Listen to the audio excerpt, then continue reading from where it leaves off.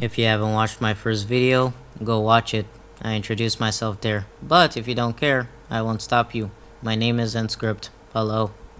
So, Pixar has been on quite the losing streak. They lost their touch, and while they are getting it back with this movie, I wouldn't call this a comeback per se.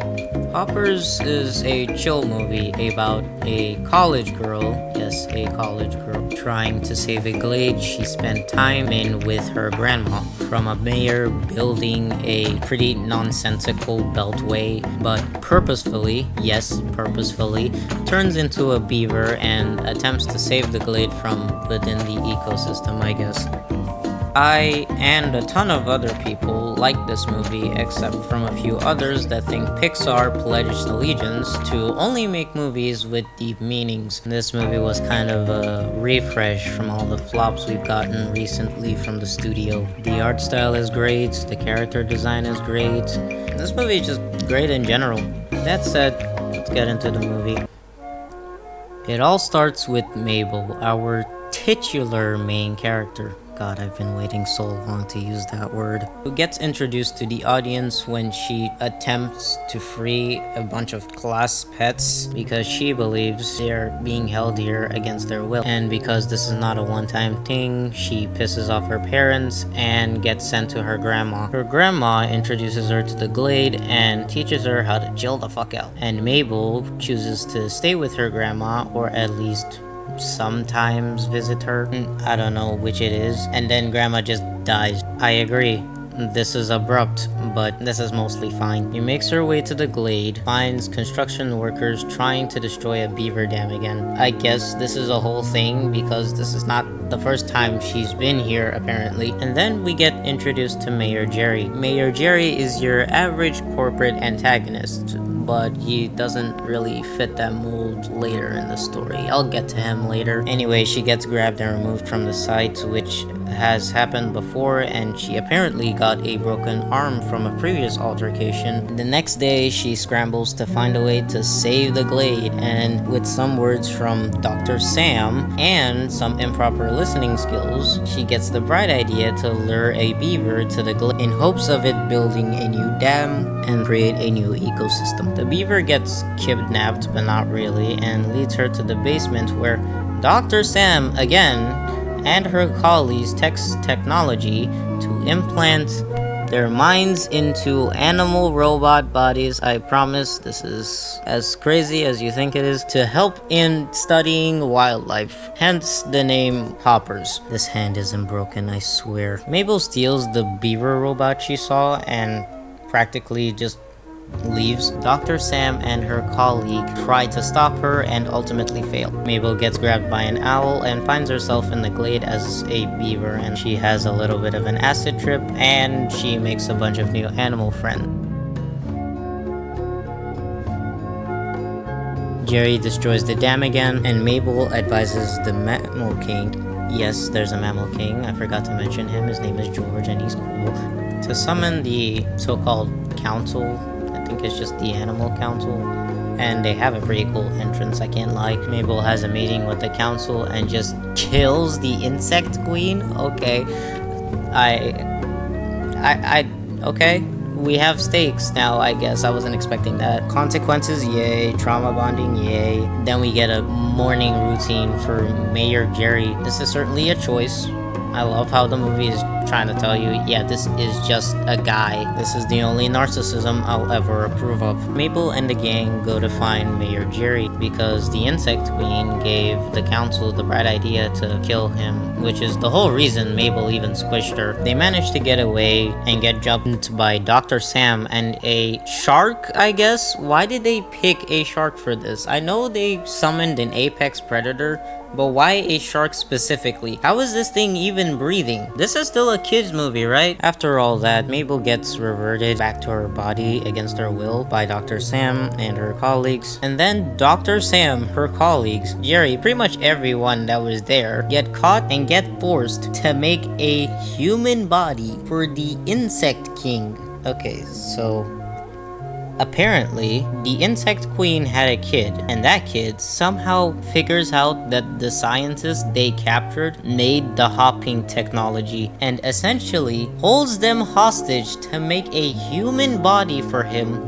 that looks like Jerry so he could kill a few humans. I am still befuddled at the absurdity of this, and it's pretty damn hilarious. So now Insect King goes to an announcement party for the Beltway in Jerry's place and tries to kill all the humans. Like I said, Mabel and Jerry have a character moment and they decide to work together. Mabel's gang helped them and they decide to work together as well. What the fuck am I reading? To stop Insect King and his fellow Cancel members, who ends up turning against them because apparently he also hates other animals and thinks insects should be the only animals that exist. Then they start a forest fire. Mabel and the gang destroy the beaver dam further up the river, releasing a ton of water, which stops the fire, and then the movie concludes. This movie's writing is pretty alright. Our main character is great, the supporting characters support. The pacing is pretty quick but alright. People say it's too fast, but those same people have horrible attention spans, and the jokes are pretty hit or miss. As for the Avatar line, as much as everyone hates this line is great. I don't care what y'all think, the delivery is stellar. Mabel is a great character, silently coping with her grandma's death and trying to keep the promise she made to protect the glade.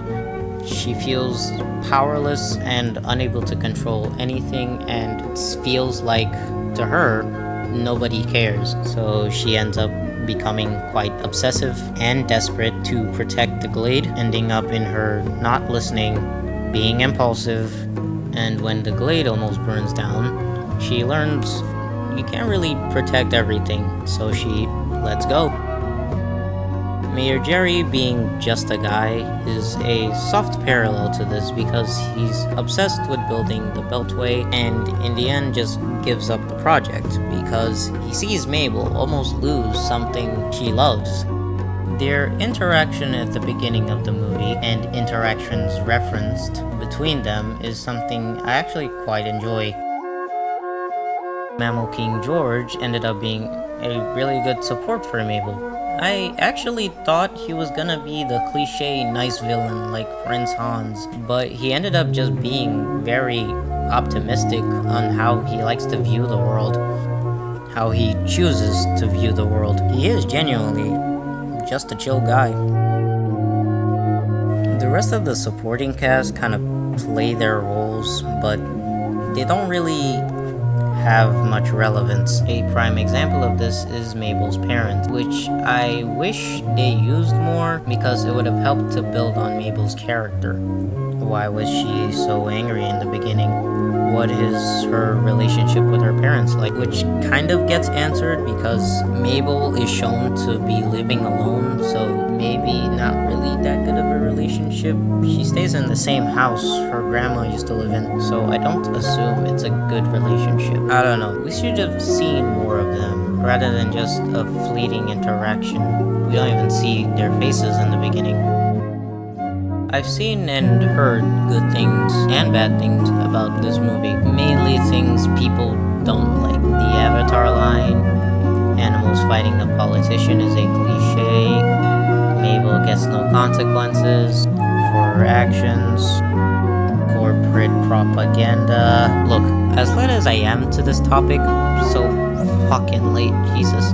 I've seen all the opinions under the sun. Yes, I agree. This is not a comeback for Pixar. The pacing is a little quick for some people, and I'm just gonna say, it's not that deep. This movie doesn't take itself seriously. In fact, it embraces that fact. Chill out, for the love of God. I enjoyed making this video. I didn't think I'd be doing this now. I wish the video were longer, but I honestly didn't have much to say about this movie. If you enjoyed this video, and you're still here, which, congratulations, give it a like and a subscribe. Helps me out. It's free. It'll take you like a second. Do it. And this movie does not get the bookmark of shame. Alright, I'll see you next time. This was InScript. and I bid you farewell.